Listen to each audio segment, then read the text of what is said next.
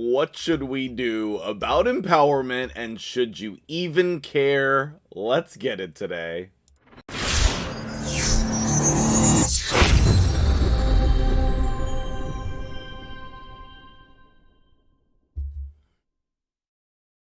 What's up, guys? MtgJedi here. We are talking about the Guardian Ring today, and this is a question that I get asked very frequently on the channel.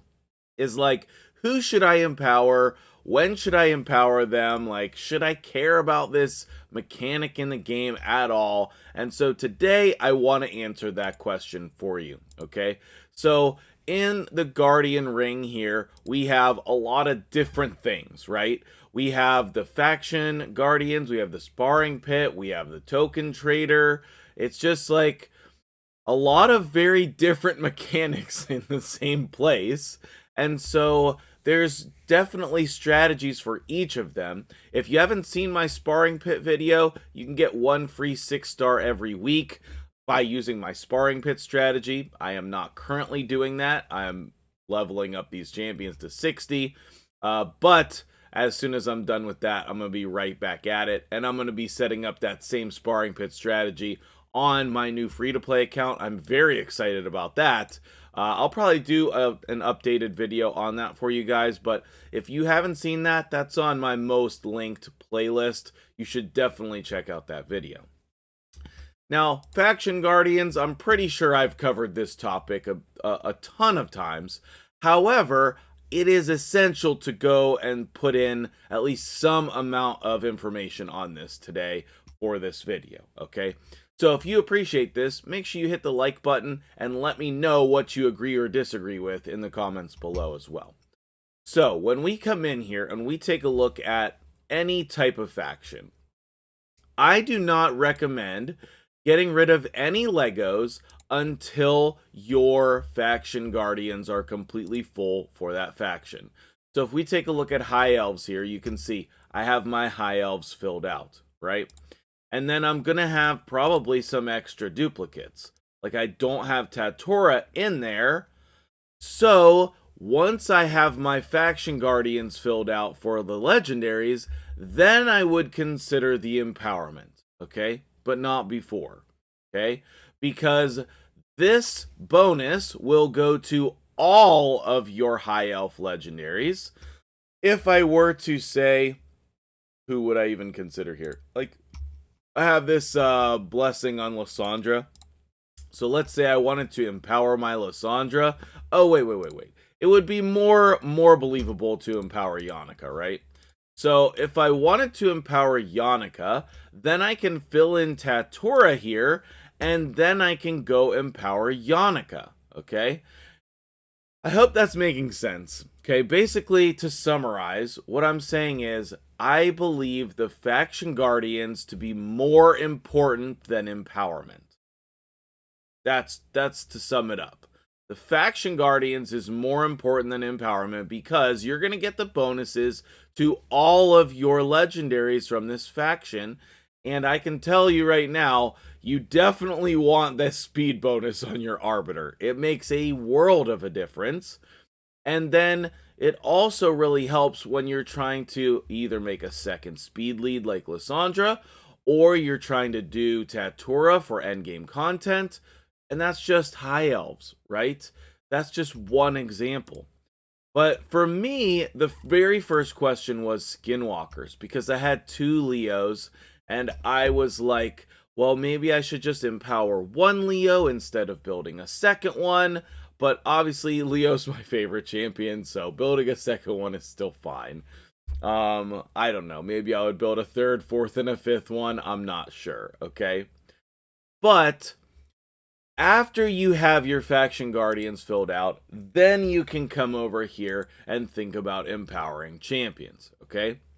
Now, originally, I came in here to talk about empowering Coronar today because I thought recently I got my 5th one. Unfortunately, that was the 4th one. Fortunately, unfortunately, I don't know. You know, whatever. So, I'm going to hold off on empowering Coronar. I thought he was going to be my first +4. But I do have 2 maxed out Coronars, so it's not like I'm in a rush to empower one of them. So today we're going to reference Candrafon, because I don't think anybody really ever needs 2 Candrafons built. I suppose if you had 2 Duchesses, then you might consider 2 Candrafons, but even then, I think I would build a Rhodos or some other nuker and not have 2 Candrafons. That's me personally, and I'm a huge fan of Candrafon, and I have a ton of experience with him. He was the first legendary champion that I ever opened from a shard, and I used him. I mean, you guys probably don't even know this. He used to be much less good than this. This is Candrafon with his, not nerf, what's the opposite? They buffed him. Before, he actually used to, I don't know, can we, I don't know. Let me pull him up in here one sec. Before, he used to have to take, no, over here. Before, he didn't have this automatic veil mechanic. The only way he got a veil was if you had Duchess, or if you took a turn to apply these buffs. And that obviously made him much harder to use. Okay, now we all know he automatically gets that veil when, you know, whenever an enemy's turn meter is filled. Okay, and then it can't be stripped. Also, he still pairs well with Duchess. That's always been the case, though. Okay, he has one of the hardest hitting A1s in the game, and the double hitter makes it seriously OP. And then the AoE with the granting the extra turn, it's just so good. It's just so good. So anyway, Candrafon, as you can see, I have a full 6-star blessing on Candrafon. He's the only important champion that I have a 6-star blessing on. And actually, maybe he might be the only one. Yeah, he is the only one on my account that I have a 6-star blessing on. But I did get a couple other ones that were terrible that I sold. Okay, so he's one of my main damage dealers, and I have multiple copies. And most importantly, again, the faction guardians are filled out. No, that's the wrong faction. I was like, wait, the faction guardians are filled out. So as you can see here, the faction guardians are filled out. So I don't need him in here to hold that spot, basically. Okay? And now is the first time when I would consider empowerment. All right? The second thing you want to consider is the champion any good? Okay? Is the champion any good? And how much do you use them? I don't think it's a good idea to just go empower champions willy-nilly. Okay? Like if we go back to the High Elves example here, I don't think I would empower anyone from this faction. I really don't. I don't see what the point would be. The only one where I would consider would be that Yannicka example here, if she's one of your main damage dealers. If not, then I would save it.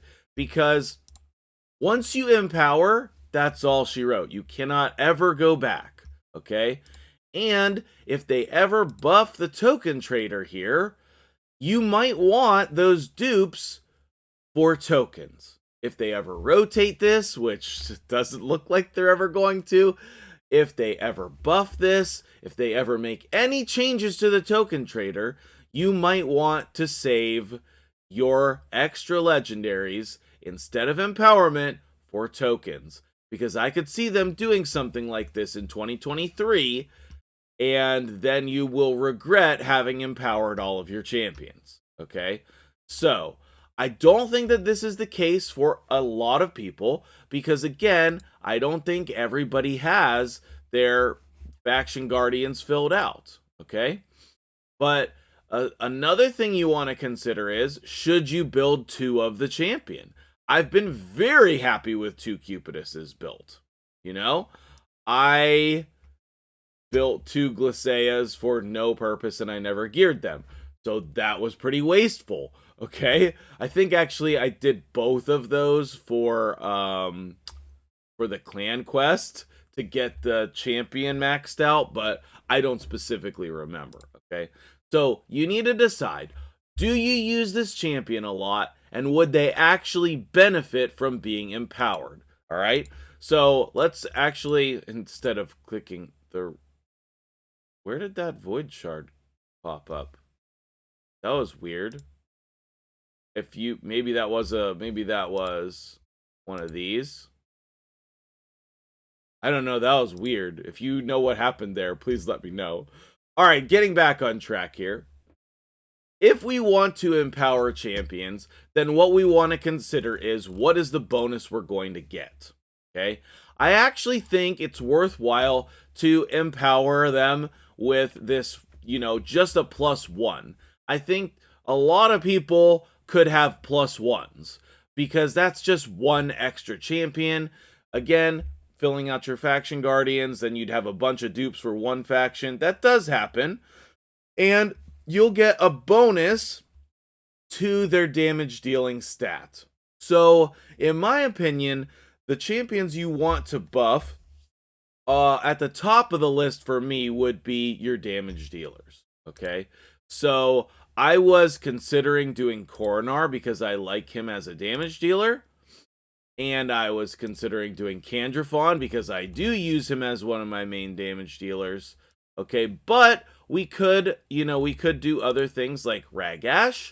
He's a great damage dealer. You cannot have them in your faction guardians, and you can't have them in gear if you're going to empower them. Okay, now the other thing that you want to consider is you will get an accuracy and resistance bonus.